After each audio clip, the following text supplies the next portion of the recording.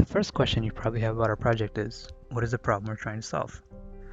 Imagine spending a single day without using your smartphone. It would be pretty hard, right? They've become an essential part of our lives. We use them for email, watching videos, playing games, and some emerging technologies such as virtual reality, Internet of Things, and machine-to-machine communications. All of this requires new methodologies for wireless transfer of, keyword being, big data. Let's think about how your smartphone works. Your smartphone transmits and receives data from a base station. A base station forwards your data to the person you're calling or the website you're trying to access via the mobile carrier network. Let's say the base station is trying to send data to your phone, which is in the form of binary. Let's say we're sending 01101. By the time the data goes through the air, through buildings and other interferences, your phone might actually receive the wrong data. So not only do we want to transfer big data, we want to transfer it accurately. Our project is about polar coding. Before we talk about polar coding, let's look at what is channel coding. Let's go back and look at the transmitter and receiver model. We also have a transmission channel, which is typically the air and the environment. Let's say we're transmitting data, in binary of course. Let's say we're transmitting 010. This is the raw data, which is referred to as the uncoded data. We can code this by adding more bits to it. We get 010, 010, this is the coded data. The takeaway is that coding adds more bits to make the transmission more robust to disturbances on the channel. To understand channel coding better, let's think of each bit that is transmitted as a fish in a bowl. In a typical coding scheme such as turbo coding, we can think of each bit that is transmitted as a bowl of fish that is half full of water. As this goes through the transmission channel, due to noise and interference, some of that water will spill out.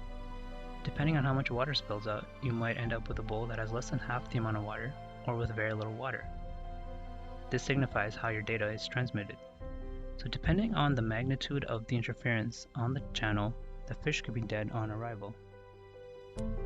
So how is polar coding different from other coding schemes? Let's take a look at the fishbowl example again. We have two bowls of fish that are half full of water. We can transform these two bowls of fish using a matrix, known as Archon's kernel. With the transformation, we can get one bowl of fish that is full of water, which means that the fish has a very high likelihood of surviving, and one bowl of fish with very little water. Polar codes can transform an average quality channel into either a really good channel or a really bad channel, hence the name polar codes. We can transform this to an n number of channels, so we can have n number of average quality channels, and we can make some of them really good and some of them really bad. So the advantage of polar coding is we know which channels are really good, and we can choose to transmit the data that we want to send only on those channels and not any on the bad channels. This leads to something called the Shannon capacity. Shannon capacity is defined as the maximum rate at which information can be transmitted over a communication channel without error. This is what makes polar coding so advantageous over turbo coding and LDPC. Let's take a look at our implementation of polar codes and all the bright ideas we came up with to optimize it. We implemented the list excessive cancellation polar coding. Some of the optimizations we did: we subdivided the transfer block into smaller blocks, as polar coding only supports 2 to the n number of bits per block. We made it compliant with the LTE OFDM modem. We implemented the CRC block and optimized the design around a specific design SNR value. We also implemented in hardware using Vivado HLS.